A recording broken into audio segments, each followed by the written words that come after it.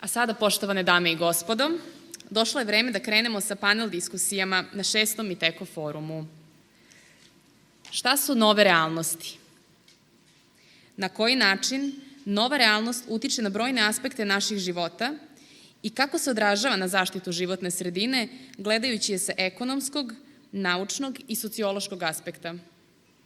Na koji način sve to utiče na kreiranje novih paradigmi?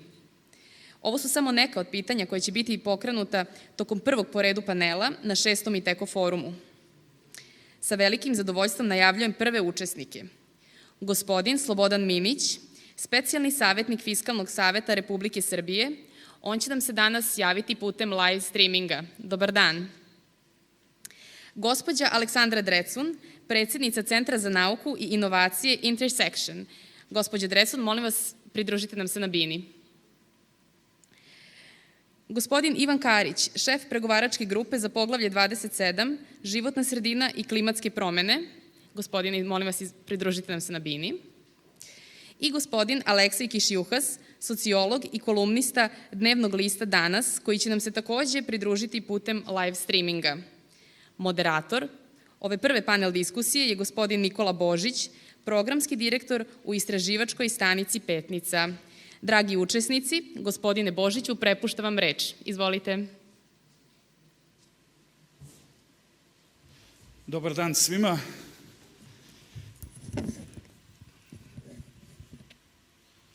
Veliko je zadovoljstvo u ovakvim vremenima ipak dati poruku da možemo da funkcionišemo i da radimo. Ovaj panel danas u modelu kakav vidite i kako izgleda je već odgovor na pitanje kakve su nove realnosti. Dakle, već na ovom panelu vidimo da je jedna od novih realnosti da možemo imati hibridni događaj, da možemo nastaviti diskusiju svih donosilaca odluka, svih učesnika u procesima, slušati jedni od drugih i u krajnjem slučaju učiti jedni od drugih. I putem online platforme i uživo jedni sa drugima. Meni je veliko zadovoljstvo da danas razgovaramo upravo sa ovim panelistima. A zbog čega su oni tu, ja ću ukratko izdvojiti ono što je najvažnije, mada siguran sam da svi koji prate konferenciju su se dobro upoznali sa njihovim biografijama. Gospođa Drecun je predsjednica Centra za nauku i inovacije Intersection. Ona je direktorka za Evropu Harvard Alumni asocijacije i potpredsjednica European Science Engagement Association. Neću dalje navoditi, ali mislim da je ovo dovoljno da nam bude kvalitetan sagovornik o temama vezanim za nauku u kontekstu društva. Gospodin Ivan Karić je osoba koja je predala pregovaračko poglavlje 27 pre jednu godinu dana, recimo, dakle, šef je pregovaračke grupe za poglavlje 27 u periodu od 2017. do 2020. godine. Online sa nama, već ste videli, gospodin odnedavno i vanredni profesor Aleksej Kišjuhas, vanredni profesor na odseku za sociologiju na Filozofskom fakultetu u Novom Sadu, inače 15 godina i kolumnista i koji pokušava kroz taj javni nastup da nam određene društvene teme predstavi kroz ipak analize koje su zasnovane na naučnu metodu.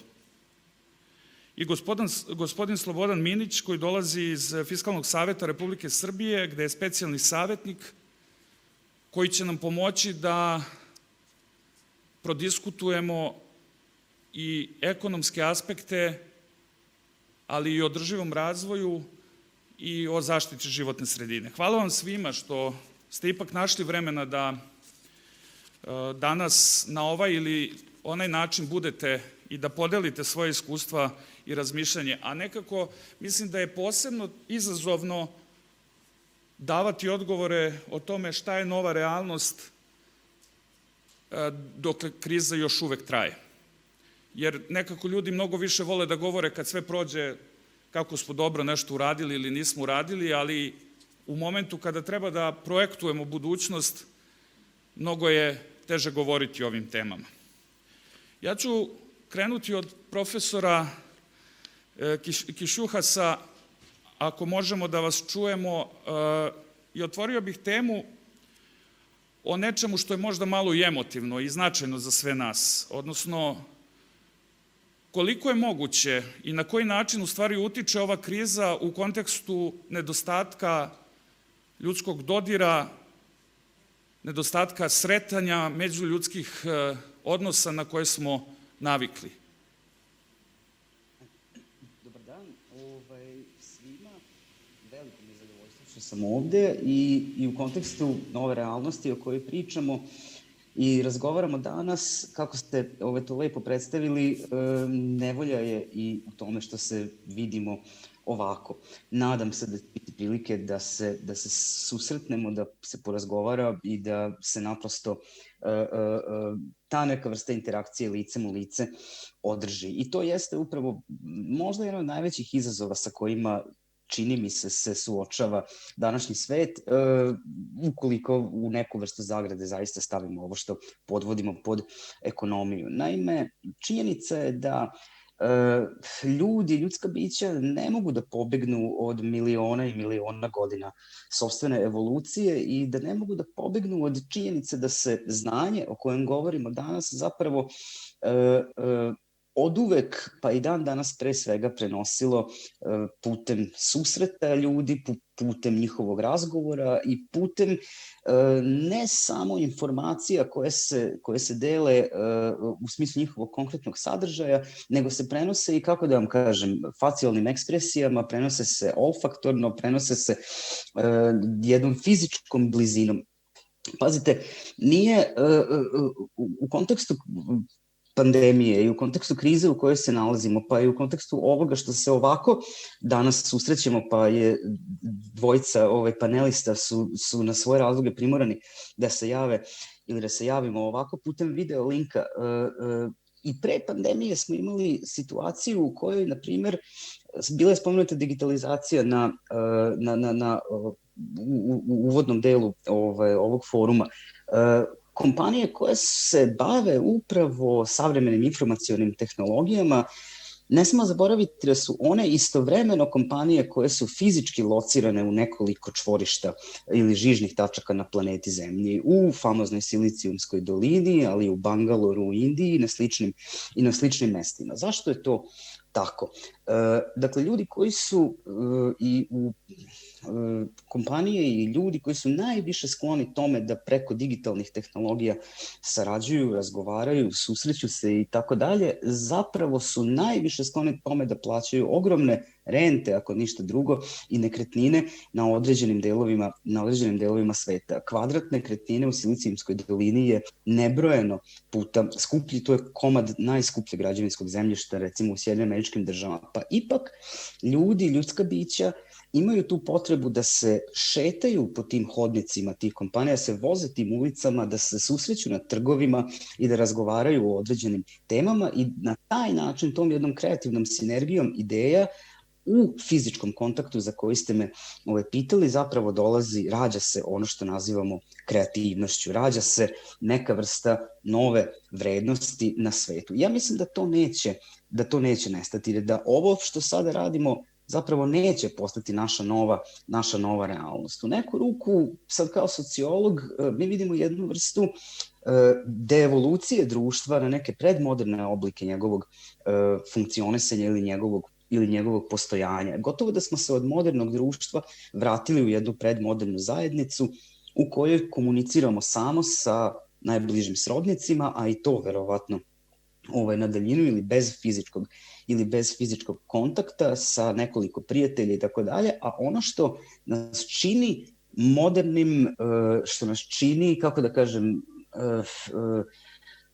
delovima jedne zajedničke kolektivne javnosti, kao što su trgovi, koncerti, pozorišne predstave i tako dalje, jeste ono što nam je uskraćeno zbog, naravno, izazova virusa koji je tu među nama. I I u tom nekom društvenom problemu bih ja posmatrao izazove sa kojima se suočavamo. Ljudima, koliko god volili da misle o sebi kao, ne znam, introvertima ili ljudima koji odgovara neka vrsta zatvorenosti iz ko zna kojih razloga, još jednom ne možemo da pobegnemo od toga kako smo evoluirali, a to jesmo evoluirali kao društvena bića ili kao bića zajednice u jednoj vrsti novog, modernog, globalizovanog poretka i to je ono što nedostaje. To je ono što ljudi osjećaju ne samo u kontekstu, kako da kažem, nekih psiholoških poteškoća ili mentalnih poteškoća, iako i toga ima i o tome treba razgovarati, nego i zaista jednog fizičkog međuljudskog kontakta koji, evo, čak i meni u ovakvim okolnostima nedostaje. Kako da vam kažem, svi znamo da se i na forumima, i na naučnim konferencijama, i na susretima različite vrste najbolje ideje i najbolje saradnje rađaju upravo pored aparata za vodu, ili za ručkom, ili za večerom, uveče u jednom fizičkom, telesnom koprisustvu ljudskih bića, da ne kažem njihovih tela. Još jednom, ovo nam je iz razumljivih razloga uskraćeno i nadajmo se da neće još dugo. Eto, toliko za početak. Hvala. Gospođo Drecun, nekako, pogotovo onaj prvi period pandemije, kada smo bili prinuđeni da fizički mnogo više budemo kod svojih kuća, u svojim domovima, kada smo imali mnogo više, da kažem, slobodnog vremena i kada smo počeli da to vreme provodimo mnogo više na internetu, čitajući različite izvore, naravno i uplašeni svime ovime što se dešava, pratili i razne medicinske izvore i razne druge naučne tekstove, ali ne samo to, počeli smo da čitamo sve i svašta na različitim mestima, pa je moje pitanje u stvari da li u vremenu u kome su nam činjenice najdostupnije ikada u razvoju civilizacije, u stvari znamo više ili se nalazimo u nekoj apsurdnoj situaciji? Hvala na zanimljivom pitanju, Nikola. Ja bih prvo htela da se zahvalim organizatorima, posebno gospodinu Mitroviću, na istrajnosti koja je ono što nam treba i nova realnost je da nam treba istrajnost i ja stvarno želim da vam čestitam na tome. Želim da se zahvalim Nikoli koji je kreirao ovaj panel i znam da je hteo da bude i rodno ravnopravniji, da moja koleginica je bila sprečena, Dubravka, da dođe, tako da i u tom smislu još jedna stvar oko nove realnosti kao naziva panela. Prepoznajemo potrebu da uključimo sve kapacitete koje imamo, i muškarce i žene, i ja pozdravljam u tom smislu vašu nameru i pozivam sve koji su organizatori skupova da vode računa o tome da budemo u svakom smislu ravnopravni. Osvrnut ću se pre odgovora i na ovo što je rekao kolega malo pre i pričao o potrebi da komuniciramo. Naime, prošle nedelje je objavljeno jedno veliko istraživanje iz pouzdanog izvora koje je pokazalo da nam je komunikacija, dodir i upravo ovo o čemu je prethodnik govorio, na nivou potrebe za hranom. Znači, jednako se osjećamo ugroženima i jednako naši receptori i regije u mozgu i ceo naš nervni sistem pati kada nemamo međusobnu direktnu fizičku komunikaciju i ljude oko sebe, kao što nam se organizam uznemiri i počne da reaguje kada nam nedostaje hrana. Znači, i te spoznaje su nova ili možda stara realnost. Neophodno nam je da budemo u konstantnoj razmeni i te vrste energije. Jedna energija je ono što unosimo fizički, a druga je ova. Sada to shvatamo, do sada smo ga podrazumevali i intuitivno doživljavali, ali sada kada ga nemamo, shvatamo. Apsolutno. Eto, to je jedna od stvari. Znači, obraćamo pažnju na ono što možda smo slutili, ali nismo možda imali ni potrebe njime da se bavimo. Nasušna potreba COVID-a je inicirala to istraživanje i sada znamo da treba da negujemo te odnose. Sad to nas takođe vodi u jedan bitan segment te nove realnosti, a to je to okruženje koje imamo.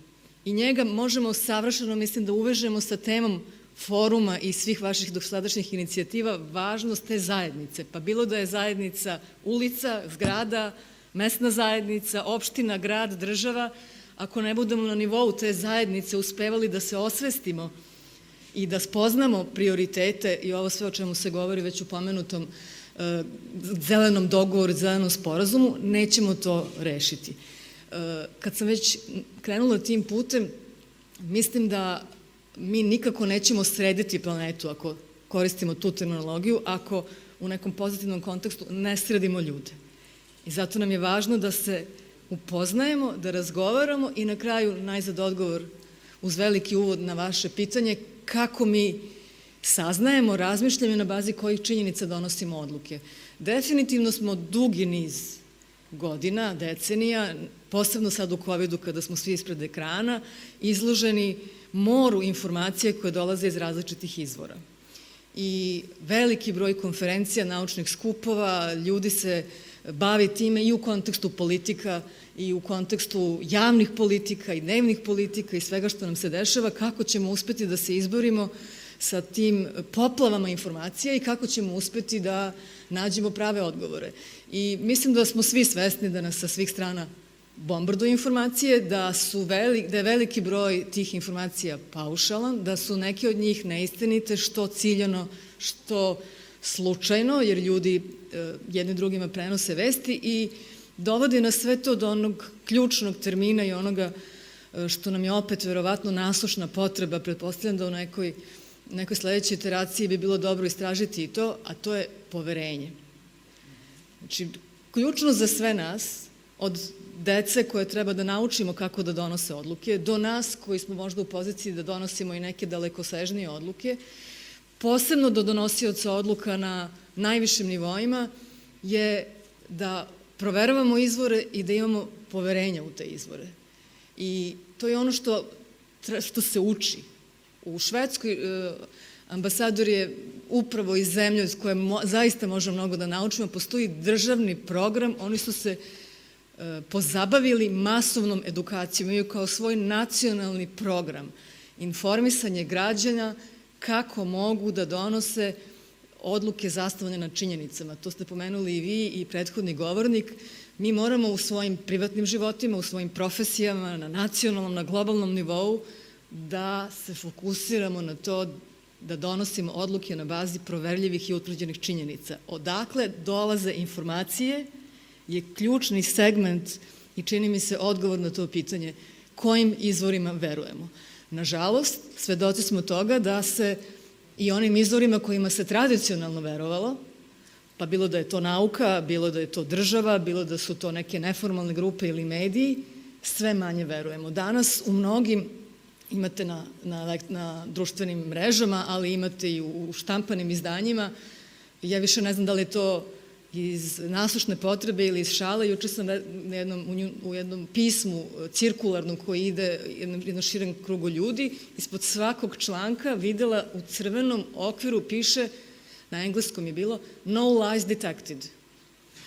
Znači sada postoji kao neki pečat koji kaže sve što se ovde nalazi je provereno. Pre neki dan je krenula po društvenim mrežama neka poruka o tome da je FBI i da su američke službe sprovele tajnu operaciju tako da su vodenim žigom obeležili sve listiće i evo sad ćemo saznati brzo u roku od 24 sata da li je bilo zloupotrebe na izborima. I istog momenta je krenula lavina linkova ka nečemu, ja to do sad nisam videla na tako uspostavljen način. Oni imaju neko centralno izborno telo i postoji jedna cela jedinica koja se zove jedinica za proveru istinitosti podataka. Znači, checking unit, tako i zovu, jedinica za proveru. I onda su u svu zadršku oko toga koliko možemo državama da verujemo i potpuno smo, čini mi se, svi svesni da je i to poverenje podeljeno, formirali su institucionalnu jedinicu koja ima zadatak da reaguje. I tog momenta ta centralna izborna komisija, ajde tako da je nazovemo, administracija koja se bavi organizacijom izbora, izlazi sa saopštenjem nije tačno, ovo smo uradili, ono smo uradili, nijedna od ovih agencija nije uključena u tu operaciju. To mi je nekako privuklo pažnju u ovom moru dezinformacija i situacija u kojima se nalazimo i postavlja pitanje ko će biti ti arbitri. Nekad smo imali arbitre elegancije, filozofe, učene ljude kojima smo verovali, koji su nas inicirali na razmišljanje, sada će se postaviti pitanje kome ćemo verovati. Naučnici su nas upozoravali na viruse Danas imate jedan odličan članak preneti u našim medijima o tome koliko je naučna zajednica pričala o svim ovim virusima.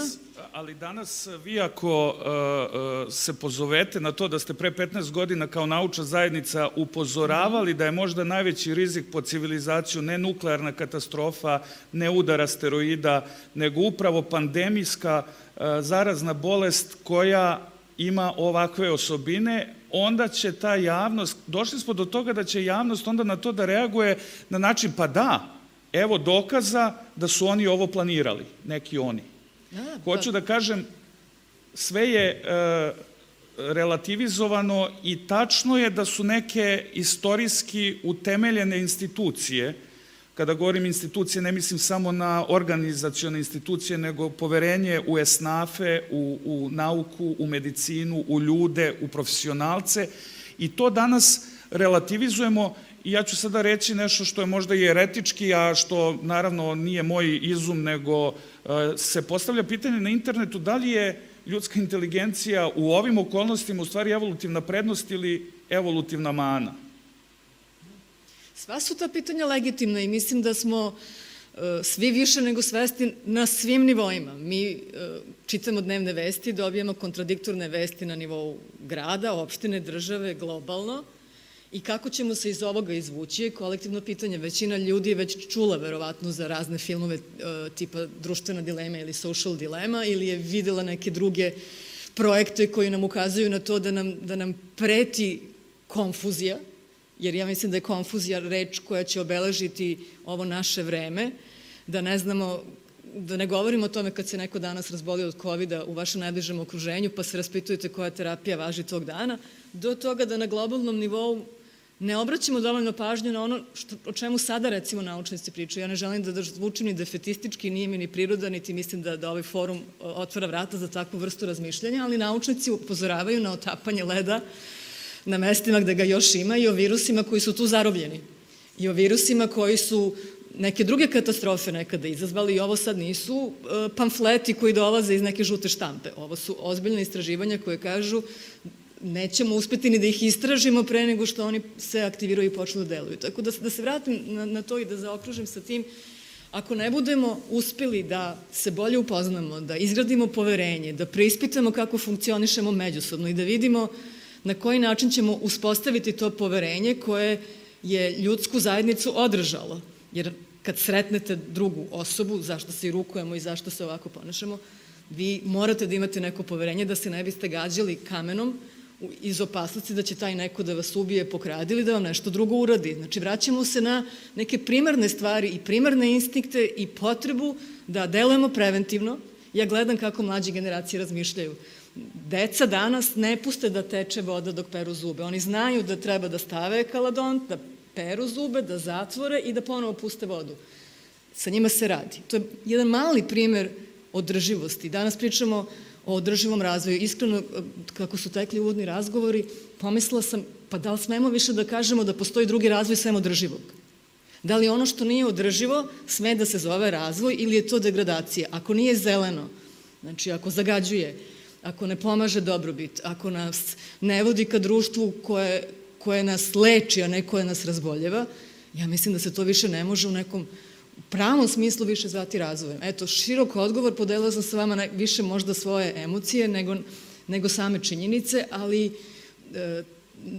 da završim sa tom rečenicom, neće se planeta, neće se svet sam od sebe izlečiti. Ljudi su ti koji ga degradiraju i ljudi su ti koji mogu da ga poprave. Ako ne krenemo sa prevencijom od vrtića i rada sa onima koji će donositi odluke za 10-20 godina i ponašati se kako treba i nas, roditelje, starije, terati da razmišljamo, da kupujemo, pričali ste o tekstilu, nek pomenuje kolega tekstil. Ako ove spoznaje iz COVID krize ne prenesemo na period posle COVID krize koji će neminovno doći, mi ćemo samo ubrzati tu degradaciju. Ja mislim da je voda prešla granicu s kojom mi možemo da se nosimo, što zbog konfuzije, što zbog toga što u nekom momentu vas kriza prosto vas talas potopi. Sa Antarktika ili od nekud drugde. Hvala Aleksandra. Odličan uvod za razgovor sa Ivanom u ovom prvom krugu. Dakle, do pandemije su nekako te naučne teme, iako su već 10 godina ili 15 godina ušle i u svakodnevne političke debate i diskusije, od klimatskih promena do naravno javnog zdravlja, zaštite životne sredine i tako dalje, bile prisutne, ali su nekako bile više kao razgovor koji je nekako, kao da postoji neko ko je nametnuo te teme i te agende i političarima. Međutim, moje pitanje za početak razgovora sa vama, Ivane, je da li je upravo naša invazivnost kao ljudske vrste dovela do ovakve pandemije i da li je ovo jedan odgovor prirode kroz jedan prirodni mehanizam i da li je na neki način to opomena svima nama? Dobar dan. Najpre svima hvala na pozivu. Imao sam jednu ideju kada sam dolazio jutros na šta ću da kažem u ovom prvom uvodnom izlaganju, ali upravo i poruka prethodna dva govornika i u stvari govornice i govornika je da kad zajedno sedimo i nešto radimo, samo i ideje nam same od sebe dolaze. I čini mi se da 1 sat zajedničkog mozganja ne može da zameni ni 100 sati samostalnog rada, bez obzira koliko je samostalni rad koristan. Ono što mi je prvo palo na pamet da nevolja sa realnošću jeste trenutak kad je postanemo svesni. Realnost je, kada je životna sredina u pitanju, šta je realnost? Ono čega smo svesni danas ili ono čega smo bili svesni pre 18 godina ili ono čega ste bili svesni kad ste se rodili u jednom gradu koji živi sa zagađenjem. Nažalost, ili na sreću, nevolja nastupa tek kad je postanemo svesni. A ideja o čoveku kao invazivnoj vrsti čini mi se da nastaje onog trenutka kad mi u stvari uspostavljamo diskontinuitet sa svojim precima. Dok smo sada ovih 15 minuta ili pola sata razgovarali, verujte mi, prvo što mi pada na pamet je moja baka koja je sve ovo znala, ali ne moja baka, i vaša baka, i verovatno prabaka. Kako se živi? Nisu pili vitamine, jeli su umereno, jeli su raznovrsno, jeli su hranu sa svog podneblja, jeli su je u sezonama kada je ona dostupna i radili su fizički. I mi zaboravili smo sve te male tajne. Pa i kada je graditeljstvo u pitanju, mi smo danas, zbog toga što sve znamo, zaboravili proste stvari kako su se zidale monumentalne građevine. Znači, diskontinuitet, apsolutni diskontinuitet sa empirijom i sa iskustvom naših roditelja, naših baka i prabaka, naravno. I čini mi se da nas je to uvelo u problem. Da mi onog trenutka kada, pa štedeli su vodu i 35. 6. u radničkim naseljima zbog toga što je bilo malo. A onda nam je neko objasnio da svih resursa ima beskonačno i mi tu pravimo taj bahati odnos prema prirodi i industrializacija sama po sebi donosi probleme, ali i naš odnos bahatog pojedinca kojem je sve dostupno u neograničenim količinama. To nam poručuju i reklame i to nam poručuju i da kažem, ili su nam poručivali donosioci odluka u svim zemljama, da smo beskonačno bogati, da su beskonačni resursi i da onda zašto bismo ih pazili. I još jedna, te narodne umotvorine imaju odgovor na gotovo sva pitanja. Ne pljuj u bunar iz kojeg piješ vodu. Mi smo od naših bunara, to i gospodin Mitrović, i jedan i drugi, i ima ovde puno. Mi smo, prvo što smo uradili sa našim bunarima kad smo dobili vodu, mi smo ih pretvorili u septičke jame. I čini mi se da možda je ova moja vizura suviše obojena zaštitom životne sredine, ali realnost je kad se probudite ujutru i ugledate dimnjak termoelektrane. I vama je to realnost od prve godine, od prvog trenutka kada živite u jednom gradu poput Obrenovca. A onda, naravno, imao sam privilegiju da kroz mlade istraživače Srbije, kroz istraživačku stanicu Petnica, naučim da ovo o čemu je koleginica govorila, da proveravamo relevantnost izvora, da upoređujemo više različitih izvora i u stvari da taj, kako smo se mi tada zanosili u srednjoškolskim danima, taj naučno-istraživački rad u stvari nam pomogne da postanemo pravi ljudi i da samo imamo jedan zdrav odnos prema životu i realnost je takva kakva je. Hajmo da vidimo kakvi smo mi u njoj i kako se mi borimo protiv realnosti. Da li već sada, možda evo 9 meseci kako su počeli manju ili većoj meri da postoje lockdown, dakle zatvaranja, društvena obustava fizičkog kretanja, samim tim i industrijskih procesa u regionalnom smislu, ali čak i globalnom smislu, da li se može reći da priroda pokazuje nekakve znake zaceljenja ili da li se mogu videti nekakve naznake toga kako jedan zastoj u našoj prekomernoj potrošnji resursa u stvari daje prostora da se priroda malo i obnovi? Čini mi se da je to samo jedan mali predah. Priroda ne može da uradi sama ono što smo je mi uradili. Mi smo je nagrdili, mi ne smemo sad da očekujemo, mi ne možemo da očekujemo od nje da će ona sama da se vrati u prvobitno stanje. Njoj su potrebne decenije, stotine godina, hiljade i milioni godina da neke svoje procese vrati u prvobitno stanje. Ali mi sada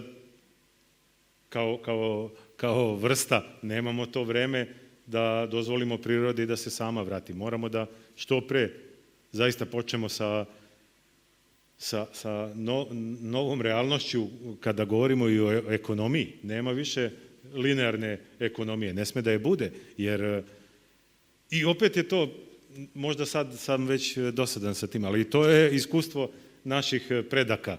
Ništa se ne baca, sve može ponovo da se iskoristi, nešto se koristi da nađubrite njivu, nešto se koristi da ponovo sipate u njega sok ili ubrali ste trnjine, napravili ste sok, sipate ih u staklenu flašu koju niste bacili. Ne možete sok da napravite u plastičnoj flaši, zbog toga što to nije održivo i nije bezbedno medicinski. Ali ta zelena ekonomija o kojoj se puno priča, kružna ekonomija koja je odgovorna sve uz inovacije koje pristižu, jeste mogućnost da vratimo prirodi ono što joj uzimamo, ali pre svega da ne bismo narušavali prirodu, biodiverzitet, geodiverzitet, jer time, nažalost, kroz onaj antropocentrični pogled na svet uništavamo i sopstveno zdravlje. Tako da bilo bi dobro da stavimo obe realnosti na tas i na vagu i da pokušamo zaista da budemo integralna celina sa prirodom kao i što smo bili i kao što bi trebalo da budemo.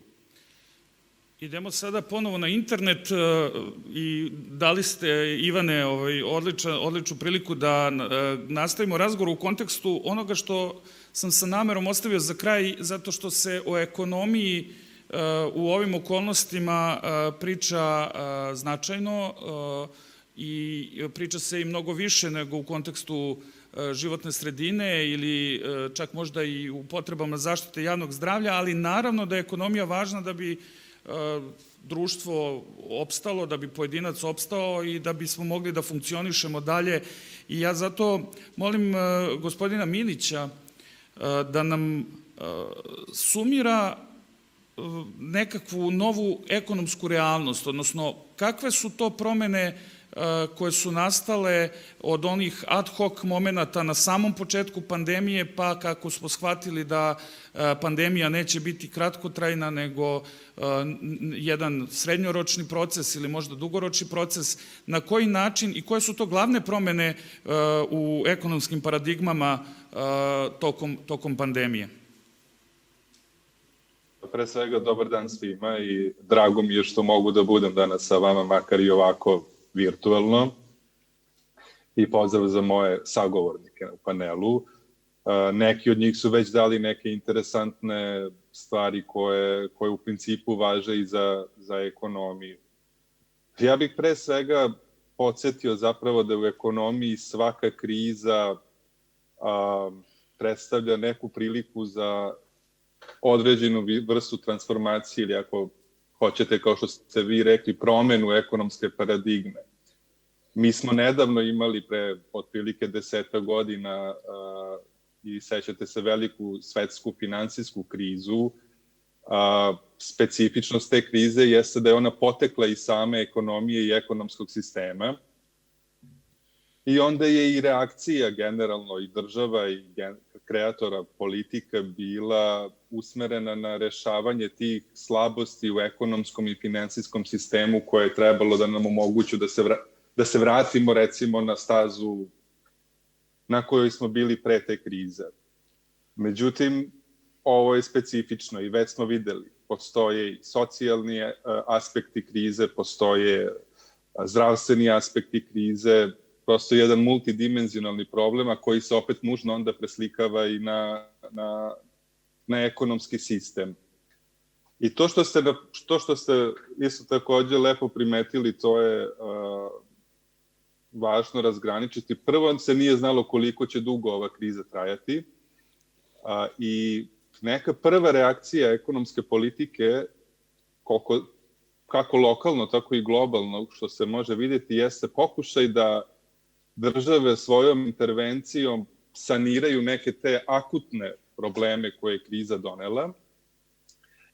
I zaista videli smo bez presedana reakciju i fiskalne i monetarne politike, gde su države otprilike 12% svega što se stvori u svetskoj privredi potrošile da bi sačuvale radna mesta, da bi se reagovalo na zdravstvene probleme, da bi se zaštitilo zdravlje građana i sve druge mere koje su zemlje sprovodile. Međutim, vrlo brzo je postalo jasno da ova kriza nije tu došla kratko da nas poseti i da će zapravo posledice trajati i zaista su dovele u pitanju neke fundamente ekonomskog razmišljanja kako ići dalje. I tu je zapravo, jako mi se dopada i što je Aleksandra pomenula, da li uopšte nakon ovoga što sada proživljavamo možemo da zamislimo drugačiju vrstu ekonomskog razvoja izuzev održivog. I recimo, opet samo kao poređenje, nakon prošle krize bilo je dovoljno recimo da monetarna politika snažno reaguje, tako imamo sada već jednu čitavu deceniju vrlo niskih kamatnih stopa. U najrazvijenijim zemljama sveta se ta vremenska dimenzija i vrednost novca praktično izgubila, gde su kamatne stope i negativne. Fiskalna politika je pak reagovala i neke te osnovne stvari su se rešile, povećana je regulacija u finansijskom sistemu i došli smo nekako opet na stazu oporavka. Sada ova kriza zapravo donosi, ili rekao bih možda čak i ogoljava neke fundamentalne probleme koji su u temelju samih postavki koje imamo. I vrlo brzo, mislim da su već sada neke globalne tendencije takve da ono što sledi posle krize ili kao što je tema ove konferencije nova realnost jeste da moramo da promenimo na neki način i ekonomske prioritete. Tu je vrlo interesantno opet primetiti ono što je decenijama unazad bilo i nezamislivo u ovim, recimo, zapadnim liberalnim tržišnim ekonomija jeste veliko prisustvo države. I u principu funkcionisanje ekonomije je već počelo dosta da zavisi od toga kako se država uključuje u ekonomiju i koje inicijative zapravo predlaže. I ono što bih izdvojio, a proizilazi iz svih ovih posledica krize koje imaju, ističu se nekoliko ključnih stvari koje bi trebalo da nađu mesto u ekonomskoj politici i praktično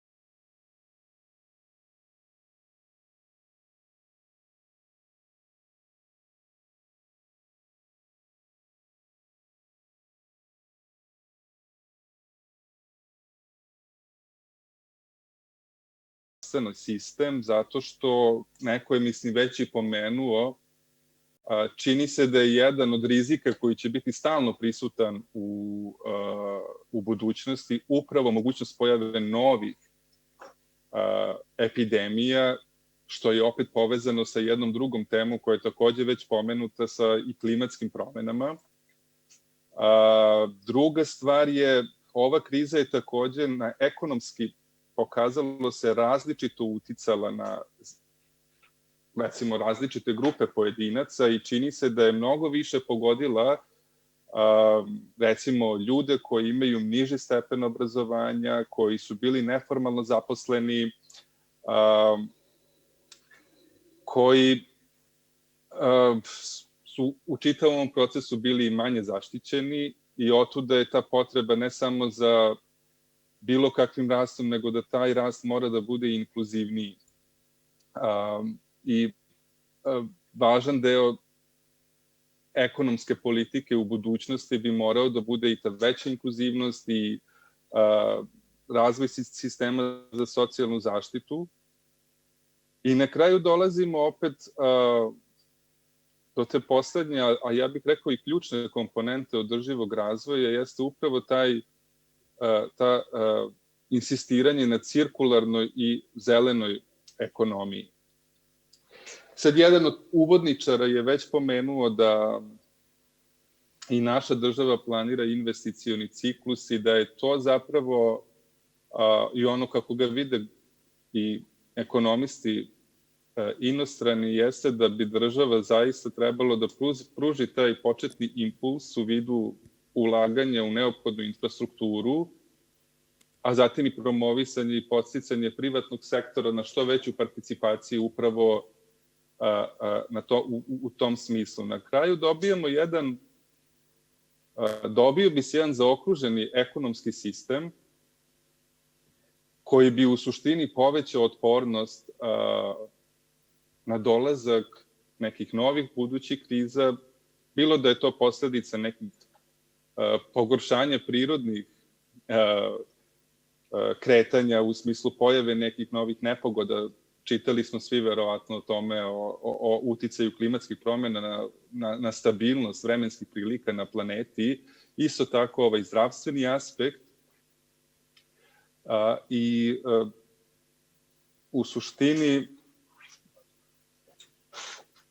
otprilike to bih za sad izdvojio kao neka osnovna lekcija. Evo, opet paralela sa prethodnom krizom. Ključna lekcija tada je bila finansijski sektor bi trebalo mnogo bolje regulisati nego što se činilo ranije i zaista sve zemlje su poboljšale regulaciju i smanjeni su rizici da se ponovo pojavi slična kriza, verovatno nisu potpuno isključeni, a sada imamo čitav ovaj spektar politika koje bi trebalo da nam povećaju otpornost ekonomije, a zatim istovremeno i svih drugih delova društva koji su od presudne važnosti.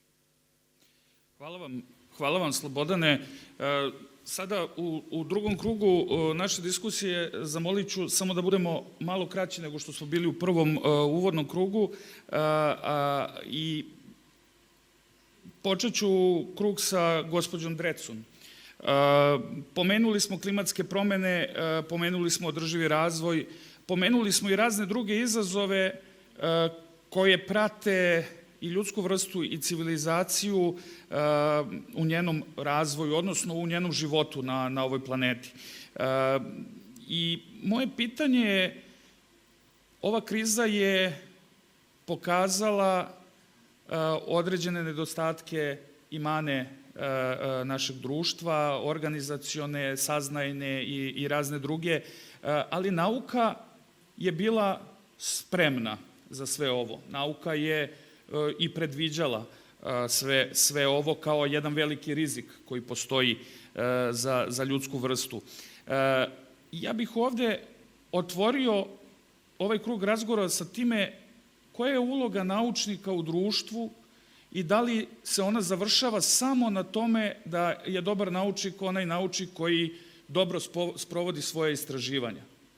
Ili postoji i neka drugačija uloga naučnika koje treba posvetiti malo više prostora, insistirati na tome kako bismo i mi kao celo društvo bili saznajno spremni za budućnost koja dolazi.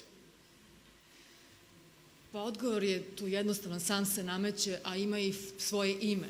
Znači, na nivou Evrope i celog sveta novi zahtev, nova paradigma spoznaja koja je verovatno tu od davnina, samo sada mora da se podlači, je da istraživanje i razvoj moraju da budu odgovorni. I ceo program Horizont 2020, pa sad EU Green Deal i Horizont Evropa, to su fondovi za finansiranje nauke, ima jedan prioritet koji se presreća sa svim drugim prioritetima i zove se Responsible Research and Innovation. Upravo tako. Odgovorno istraživanje i razvoj. Sad, odgovorno nije opozit neodgovornom u smislu da eto mi o nečemu ne brinemo. Šta je odgovorno? Broj 1. Ono što je zajednički kreirano. Ono što odgovara na potrebe društva. Znači, svaki naučni projekat koji aplicira za fondove i koji se finansira treba da bude formatiran tako da su se prvo na nivou zajednice, društva, ne samo naučne zajednice, sagledale potrebe i problemi koje treba da rešimo. Naravno, postoje bazične činjenice, ima razloga da postoji CERN, treba da imamo i takva istraživanja, ali najveći obim sredstava koji se troši podelit će se i delio se tako već u prethodnom Horizont programu, a posebno će se deliti u sledećem, što će pratiti. 1. Da li je odgovorno prepoznat problem i da li istraživanje rešava neki problem. U okviru Evropskog zelenog dogovora i poddogovora za Zapadni Balkan, jedan od 5 prioriteta je pronalaženje odgovora na rešenje izvora energije. I oko te energije, bilo da je ona hrana koju jedemo, pričali smo da je to neka energija koju nam daju drugi ljudi, da li je to električna energija ili neka druga, neophodno je da se prebacimo na druge izvore. Fokus je bio na vetru i na solarnoj energiji, ono na čemu se insistira podvučeno, hajde da vidimo šta možemo da uradimo sa hidrogenom i nekim drugim ćelijama koje daju energiju, hajde da istražujemo i da budemo odgovorni u tome čime se nauka bavi. Dalje. Nauka ima drugi prioritet, opet formalno duplo podvučen, oni je zovu citizen science ili nauka za građane. Od momenta kad smo se dogovorili šta treba da rešimo, kako to rešavamo i kako sagledavamo efekte, sve vreme treba da građani u to budu uključeni. I tu vam je odgovor na pitanje kako treba naučnici se ponašaju. To nije samo jedan balast dodatni na njih da oni moraju da naprave neki pamflet, da održe neku konferenciju, da se međusobno obaveste o tome. Znači, ako ne bude nauka sastavni deo postavljanja pitanja, davanja odgovora i kreiranja javnih politika, nećemo imati pouzdane dokaze na osnovu kojih će biti donošene odluke koje utiču na naš svakodnevni život. Mi se nalazimo u globalnoj recesiji za koju smo znali da dolazi pre nego što smo znali da dolazi COVID. Globalno, u 2020. pad GDP-a je 4,5%, znači mi smo minus 4,5% globalno. Zanimljivo, Kina je plus 1,6% u 2020. Ako ostavimo globalne stvari i gledamo samo COVID o kome toliko pričamo, postoji različit odgovor koji su imale određene države, uključujući tu i Hong Kong i Južnu Koreju i još par zemalja, koje su na bazi onoga što su odluka koje su doneli zajedno, zaključili da moraju sve da zatvore neki kratak period i zatvorili su sve, i krenuli se oporavljaju. Mi danas u Kini, ja ne znam koje su cifre, ali to su neke jednocifrene, dvocifrene cifre ljudi koji umiru na dnevnom nivou. Mi govorimo o stotinama hiljada u svetu. Zašto se to dešava? Ja nisam ekspert iz te struke, ja vam govorim činjenice koje sam ja dobila iz relevantnih izvora, ali koje vas teraju da razmišljate o tome da li imamo liderstvo na globalnom i na svim drugim nivoima koje je spremno da se suoči sa takvim frapantnim podacima i da donosi odgovorne odluke. Ja sam bila malo zatečena 2018.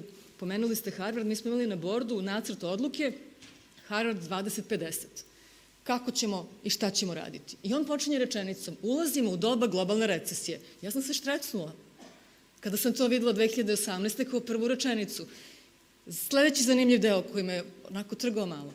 Pošto ćemo biti u recesiji, hajde da sad sledeću onu tamo godinu posvetimo velikim inovacijama u naše resurse da bismo imali načina da se borimo sa problemima koji dolaze. To bi u našem sistemu bilo. Hajde da raspišemo poziv i finansiramo nauku koja će da nam rešava lokalne probleme zagađenja, da bude sve zeleno, jer ja mislim da nije jasno, ovo nije nikakva parola nova, znači samo je ideja koju je vreme došlo. Ako nije zeleno, šta znači zeleno? Održivo, ne zagađuje, ne uništava, obezbeđuje intergeneracijsku solidarnost.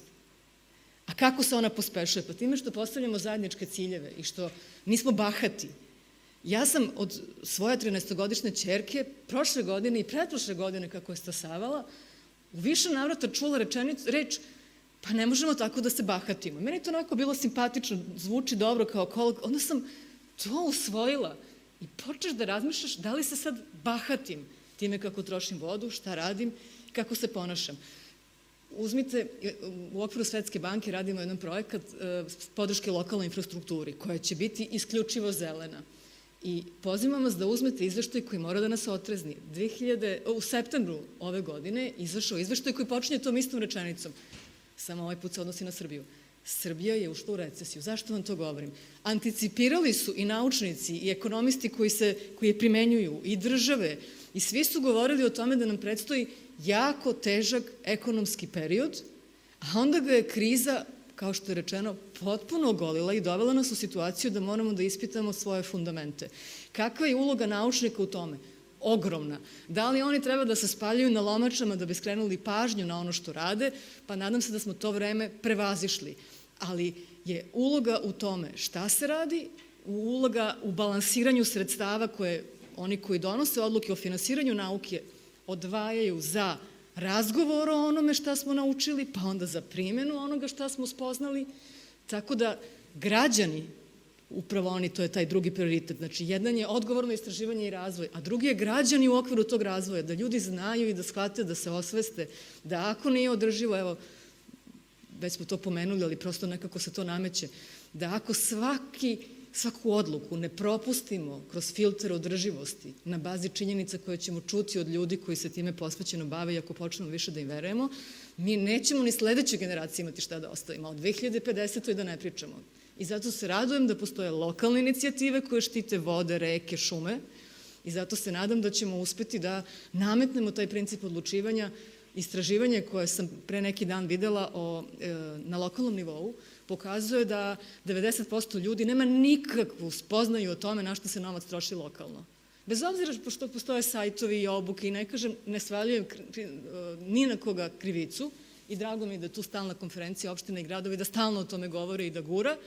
Znači, ako ne budemo znali šta nam se dešava i ne postavimo dobru dijagnozu, mi problem nećemo rešiti. I naučnici tu imaju i svi koji znaju više od drugih, imaju više činjenica, iako svačiji glas jednako vredi, imaju ogromnu odgovornost da se ne umore, da ne odustanu, da ne kažu pa ne mogu, to je nečiji drugi problem. Nije.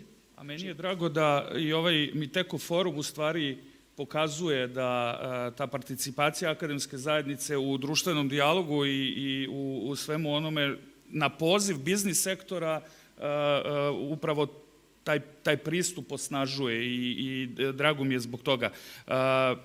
Profesore Kišjuhas, ja bih sada u kontekstu naglašenog značaja, šireg društvenog značaja naučnika u ovim procesima, sada kada se gledamo kroz prizmu naravno ove pandemije, pitao vas a u kontekstu opet prvog kruga razgovora u kome smo pomenuli da smo zatrpani informacijama, da smo u problemu, poverenje je pomenuto kao poljuljano poverenje u institucije, pronaći prave izvore informacije i tako dalje.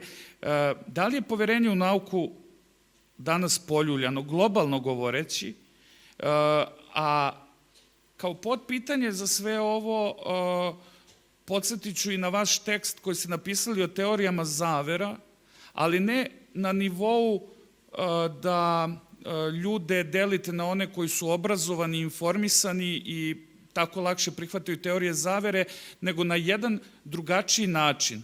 A da li onda u toj drugačijoj društvenoj podeli i lakšem ili manje lakšem prihvatanju teorija zavere nauka može da se izbori sa tim izazovima da bi društvo moglo da zrelo nastavi održivi razvoj?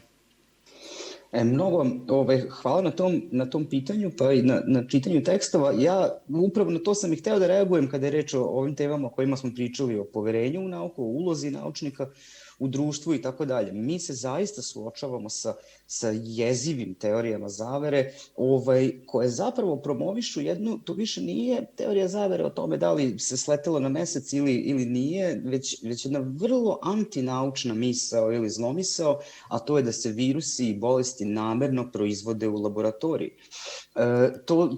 To je pokret antivakcinaša i tako dalje. Dakle, neki zli naopaki ljudi nas namerno truju zarazama da bi, ne znam, zaradili nekakav novac. Ali moje pitanje je kada je to tačno naučna laboratorija ili laboratorija postala nešto zlo i naopako?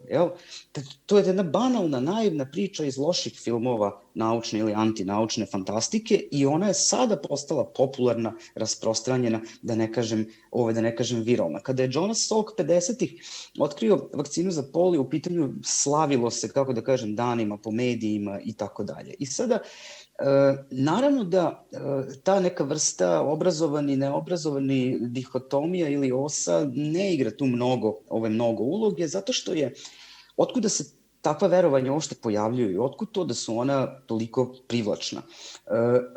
Zato što je psihološki privlačnije i mentalno utešnije, da kažem, verovati da čovečanstvo ipak ima neku kontrolu nad stvarnošću, pa da onda ima i neku kontrolu nad zaraznim bolestima. A onda ta stvarnost i nije baš toliko rizična, zarazna ili opasna. Neka je čak i američka vlada organizovala, napade 11. septembra, ali je bar u pitanju vlada, a ne hrpa nekih nasumičnih zlikovaca o kojima nismo ni razmišljali pre 2001. godine. Ili neka nas neki izmaštani zlotvori sistematski truju ili nas razbolevaju, ali samo neka u tom procesu postoji neka namera, neki plan, neki smisao ljudskih aktera, a ne nevidljivi virusi koji se pojavljuju potpuno spontano. Dakle, dajte sve osim one proste prirodne slučajnosti, jedne nepodnošljive nasumičnosti. Carl Sagan je rekao to da se iza svake teorije zavere zapravo krije jedno dete koje sisa prst i sakriva se iza majčine suknje. I zato se, ovome što čemu je govorila Aleksandra, veoma sjajno i hrabro, mi, ljudske životinje, se istovremeno moramo boriti i sa pandemijom i sa takozvanom infodemijom ili medijskom epidemijom, neistina, dezinformacija, lažnih vesti. Pazite, o tome je u februaru govorio čak i direktor Svetske zdravstvene organizacije lično, Gebreseus, eksplicitno upozoravajući u februaru, lažne vesti se šire i brže i lakše od virusa, i dodao i podjednako su opasne. I sad ako mu verujemo da treba prati ruke sapunom i 20 sekundi, ajde da mu poverujemo i na ovu temu. I sad, pazite, kao da Svetska zdravstvena organizacija nema pametnija posla, ona je bila primorana da na jednom odeljku na svom sajtu pokrene zaseban odeljak za raskrinkavanje mitova o koronavirusu. Naime, dezinformacije se zaista šire masovnim medijima, društvenim mrežama, nalik na zaraznu bolest i sociolozi o tome mnogo pišu i istražuju. Prema jednom radu iz časopisa Nature iz 2016. godine eksplicitno je ustanovljeno da je širenje neistina, glasina i dezinformacija zapravo, da se to širenje dešava po populaciji, da to širenje prati identičan obrazac ili model kao i širenje zaraze u epidemijama. I zato ta analogija, kažem, samo analogije, već i nešto više od toga. Uostalom, koliko nas je, kada je sve to krenulo kod nas, čulo, možda i prenelo dalje one čuvene glasine o, ne znam, savete nekog nepostojećeg lekara iz Wuhana, nečije kume sa pulmologije, one famozne Nine, drugarice koja radi u Milanu, pa ona obaveštava, cirkularne poruke koje su zaista prvo zarazile nas same, a onda i neke druge ukoliko smo ih mi šerovali, preneli, dalje zaista poput virusa. Da ne gnjavim jer ste upozorili da budem... Aleksej, samo da postavim pod pitanje, hajmo da pogledamo kako da izađemo iz ovog vrzinog kola, da to tako kažem. Na koji način doći će period posle pandemije, kada ćemo se vratiti svojim životima na isti, drugačiji ili sličan način. Ali na koji način da određeni društveni segmenti, institucije društva treba da reaguju i da se ponašaju u budućnosti da bismo ipak vratili poljuljano poverenje bar u esnafe i ako ne u formalne institucije? Pa, to je zaista, što kažu, pitanje za $1 milion. Mi, ljudi, i u tom smislu se borimo sa milionima godina evolucije. Mi smo društvena bića i kao takvi smo skloni tome da lakoverno poverujemo drugim ljudima koji možda i žele da nas obmanu i u toj jednoj vrsti proizvodnje, ciljane proizvodnje dezinformacija, pa ponekad i straha i tako dalje, dolazimo u rizik prema kojem relativizujemo sve, i istinu i neistine. Dakle, i laž i tačnost ili dokaze i kako dalje. Naši mozgovi su i organi koji vole da slušaju kao i da proizvode i da šire priče, anegdote, fikcije, glasine, da mentalnim akrobacijama povezujemo nepovezivo. Ima ljudi koji su čuli da je zemlja ravna ploča i počeli da veruju u to. Kako da vam kažem, truizam je da je u obrazovanju ta neka vrsta ključa, ali zaista u onome što se naziva obrazovanje za kritičko mišljenje, a ne još činjenica o svetu oko nas koje se, kako da kažem, prenose bez neke vrste, bez učenja. Ne znam, ja to volim da kažem da je ponekad i najbolja odbrana od zaveraških, antivakcinaških tvrdnji udžbenik iz logike za srednju školu. Ponekad ne treba ni ići dalje od toga, ali je kao i uvek poenta kako se taj udžbenik iz logike ili ta logika uči, a ne šta u tom udžbeniku tačno piše. Dakle, svi mi zajedno, pazite, i završavam time, ne može se reći da naučnici su danas više nego ikad otvoreni prema komunikaciji sa javnošću. Gomila njih ima svoje Twitter naloge, dele, komuniciraju jedni sa drugima. Dakle, nauka jeste u društvu, jeste u zajednici, možda nedovoljno, ali mi se čini više nego što je ikada bila. I postoji jedna vrsta kontranapada ili kontraudara od strane jednog zaista racionalnog, sekularnog, na dokazima zasnovanog mišljenja. Čitav pokret, nažalost, medicine koji je morao da se pojavi zbog nadrilekarstva i takozvane alternativne medicine zasnovane na dokazima, gde se i ljudi i lekari danas organizuju među sobom, baš kao što su organizovani i različiti antinaučni ili pseudonaučni pokreti. Dakle, treba nam više kritičkog mišljenja i treba nam više organizacije. Eto, to bi bila moja poruka. Hvala profesore Kešjuhas. Ivane, nekako u ovim vremenima velikih kriza stalno pokušavamo da balansiramo između ekonomije i nečega drugog. U ovom slučaju između ekonomije i javnog zdravlja, ali dugoročno gledano stalno se zaštita životne sredine nekako stavlja u konflikt sa ekonomijom. iako naravno samo održivi razvoj po sebi podrazumeva upravo sinergijsku vezu ekonomije i zaštite životne sredine, ali kada govorimo i o našem pregovaračkom poglavlju 27, za koji mnogi kažu da je najskuplje pregovaračko poglavlje za našu zemlju, ali želeo bih u širem kontekstu da odgovorimo na pitanje da li je održivi razvoj i zaštita životne sredine u stvari suprotnost sa ekonomskim razvojem ili nije? Ne možemo logikom iz prošlog veka ili da kažem ekonomijom iz prošlog veka da rešavamo probleme iz 21. veka. Tako da ako govorimo o ekonomiji 20. veka ili 19. veka, nećemo nikad rešiti ni jedan problem. I to je najveći problem. Jer najveći broj ekonomista i dalje se drži te strogo linearne doktrine i ne radimo ništa, da kažem, da se to promeni. Ili su oni dominantno jaki još uvek da se stvari vrlo teško menjaju. Kada govorimo o ekološkoj tranziciji, prvo mi pada na pamet energetska tranzicija i decentralizacija energetska. Ali vi odmah imate ekonomiste kojima će da padne BDP zato što smatram da hiljade sela i hiljade malih gradova mogu da proizvode i energiju i struju za sebe bez da su priključeni na nuklearne termoelektrane i druge izvore energije. A to nije logika ekonomista koji dominiraju svetom. A to je najbolji rezultat bio u Nemačkoj. Preko 40% proizvodnje energije je decentralizovano.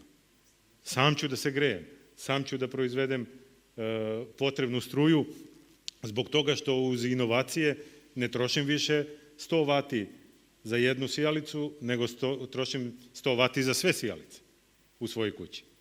I mislim da nije, čini mi se da vrlo često sebe spašavamo. Nije sve u obrazovanju, ima nešto i u vaspitanju.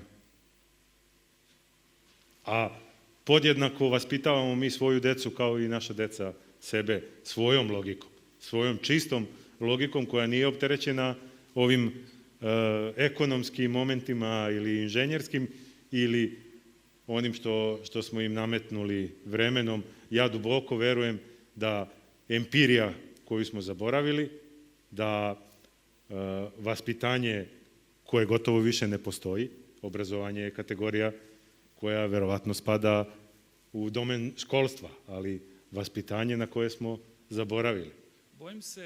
Bojim se da često kada sagledavamo uticaj projekata zaštite životne sredine na neku ekonomiju ili tranzicije upravo u ovom slučaju na nekakve nove energetske pristupe, mi u stvari ne sabiramo na rashodovnoj strani sve što treba da sabiramo, jer pitanje je i uticaja na zdravlje stanovnika. Ako govorimo o aerozagađenju koji je sada aktuelni problem krajem novembra meseca, nije sve u tome koliko košta dovesti gas do nekog grada ili koliko košta promeniti energetske izvore ili koliko košta uraditi nove fasade zbog energetske efikasnosti, jer nije samo taj aspekt za sabiranje, nego je aspekt za sabiranje i koliko je 4 godine prosečnog života puta 100.000 stanovnika, koliko to košta ili koliko košta lečenje 100.000 stanovnika zbog života u takvom okruženju. Tek sada smo uveli te dve kategorije. Ekološki kapital nije do skora postojao kao kategorija. Ako ne postoji ekološki kapital, ne postoji zdravstveni kapital, onda je sve besplatno. Besplatna su ta naša deca koja imaju astmu i bronhitis, s druge strane besplatni su resursi koji su nam kako? Bogom dani, pa mi možemo da ih koristimo kako hoćemo. Mi smo upravo kroz ovaj dokument koji je i njegova ekscelencija švedski ambasador pomenuo, koji se zove pregovaračka pozicija za poglavlje 27, pokušali i ponudili set rešenja, procedura, prioriteta, načina na koji ćemo rešiti problem i proračun potrebnih sredstava da bismo živeli u boljem okruženju. Jer moramo da uzmemo u obzir sve, odsustvo sa posla, pa noć koju probdijete nad bolesnim detetom mora sutra da se odrazi na radni dan i na radni učinak. Gorivo koje potrošite da odvezete svoje dete iz Lazarevca ili iz Obrenovca u Tiršovu bolnicu. Ti troškovi nisu nikad računani. I onda naravno da ta ekonomija nema odgovor ni za jedno od pitanja koje mi danas postavljamo.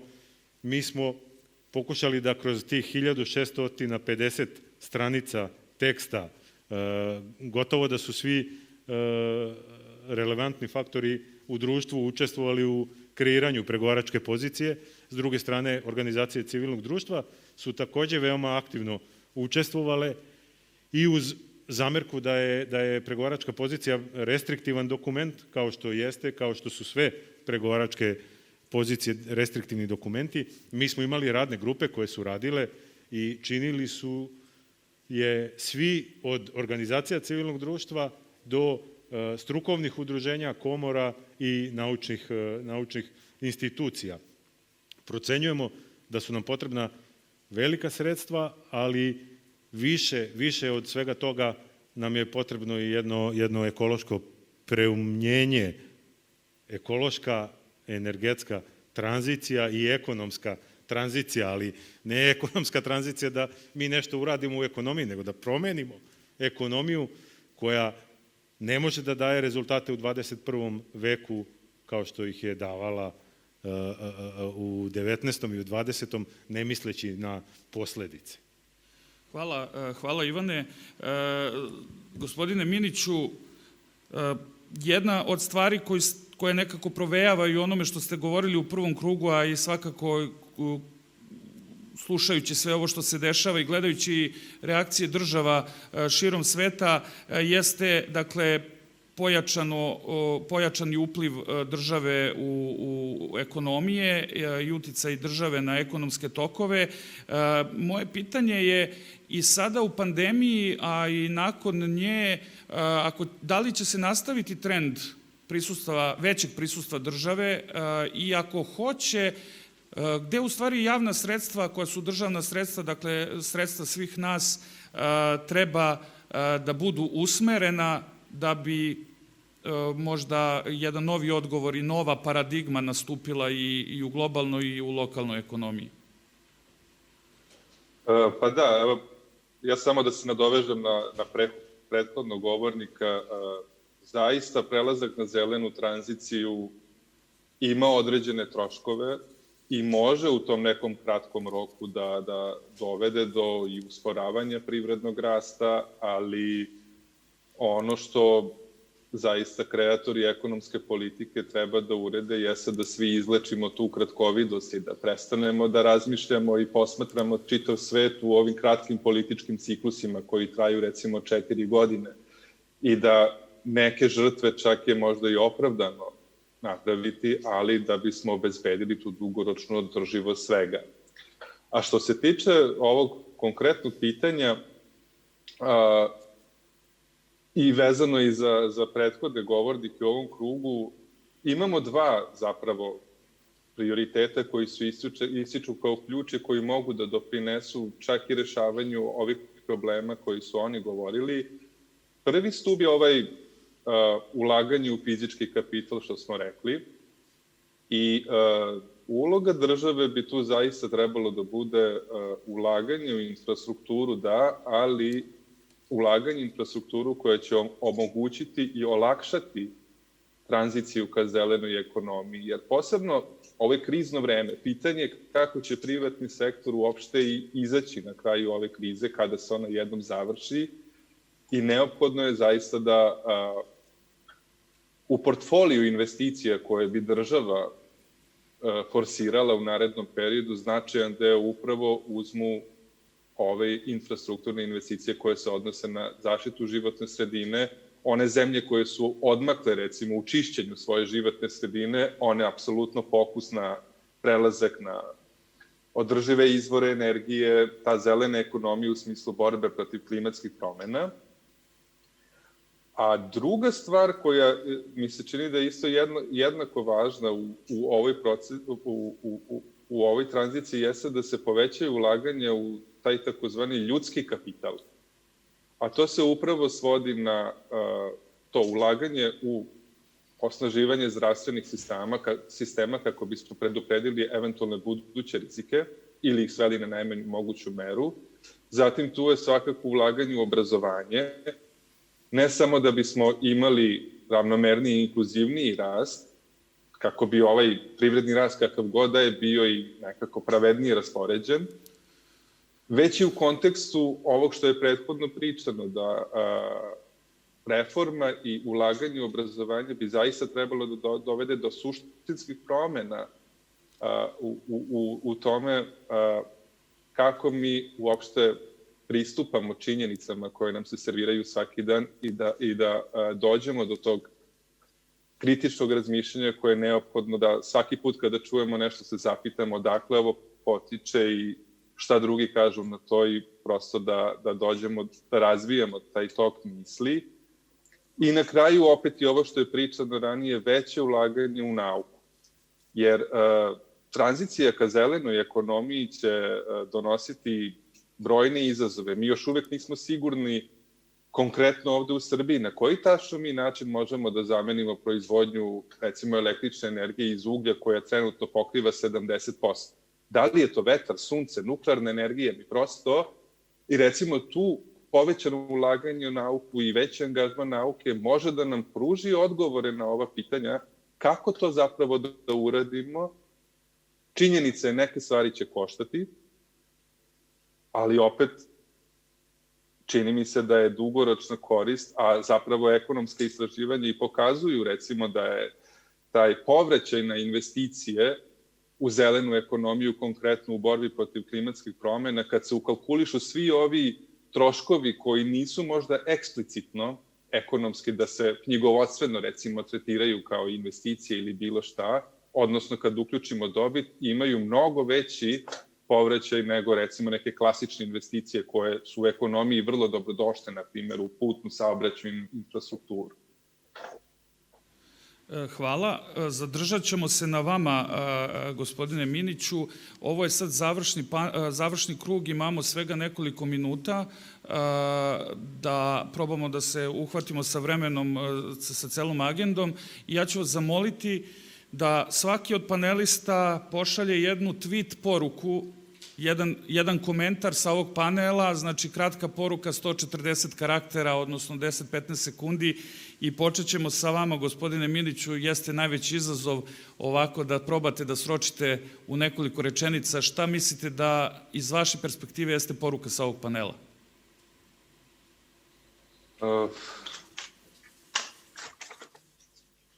Čekajte, uhvatili ste me nešto. Da probam da sažmem.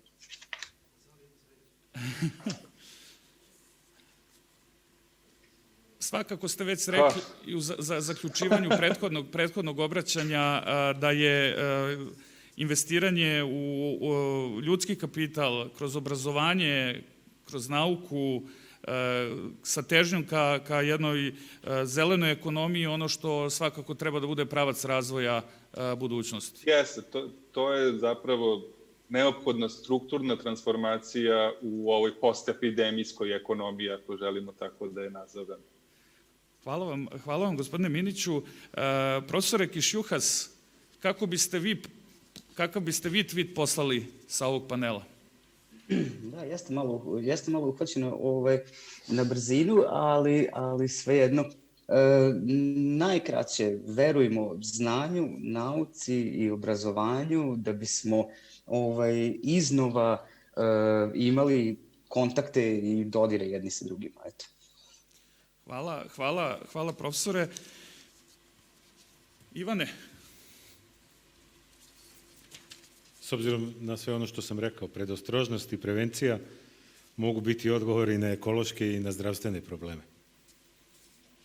Hvala. Aleksandra?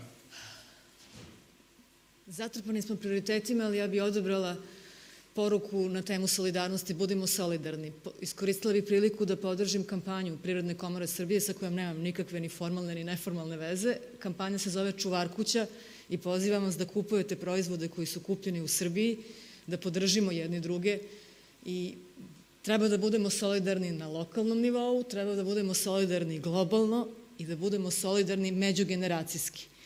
To znači da razmišljamo o efektima onoga što radimo.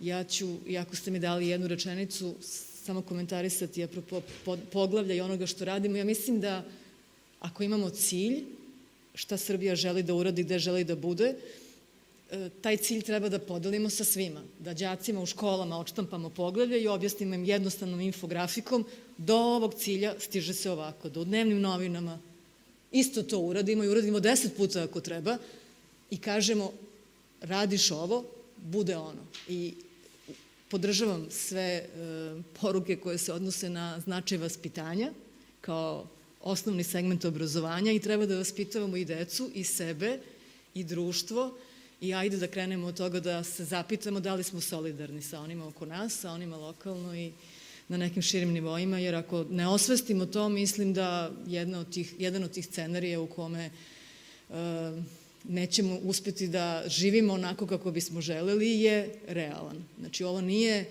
tehnički problem i nije pitanje menadžera koji će to da postave. Ovo je pitanje promene u ponašanju, a za to nam je potrebno liderstvo. Hajde da budemo solidarni i da promenimo svoje ponašanje. Bez promene ponašanja na svim nivoima nećemo doći do ciljeva i strategije koju smo zacrtali.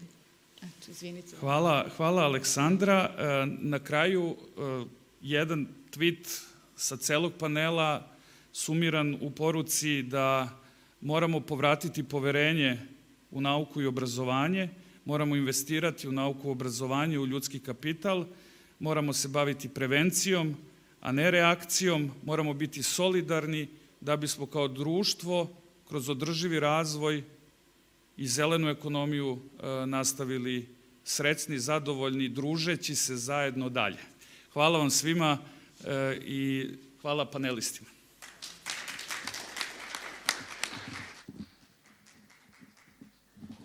Zahvaljujem se našim sjajnim učesnicima, našem sjajnom moderatoru na ovoj jako interesantnoj diskusiji.